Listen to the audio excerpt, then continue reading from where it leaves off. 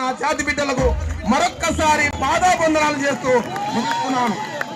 ఎందుకంటే నేను ఒక మాట చెప్తున్నా, ఎక్కువ చెప్పను.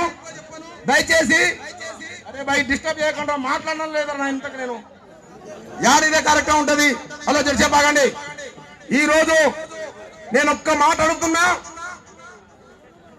నేను ఎవరికి వ్యతిరేకం కాదు, కుష్ఠమాదిగా ఎవరికి వ్యతిరేకం కాదు.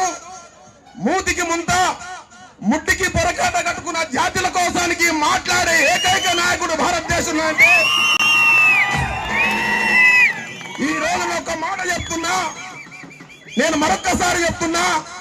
చాలా మంది కులాల పరకంగా మతాల పరకంగా రాజకీయాలు చేస్తున్నారు. కానీ మందకుష్ఠమాదిగా ఒక బలహీన వర్గాల కుటుంబంలో ఉండి ఒక లెఫ్ట్ భావాలతో వచ్చి బాబాసాహెబ్ అంబేద్కర్ ఆలోచన విధానాన్ని ముందు తీసుకుని మరి రోజుల్లో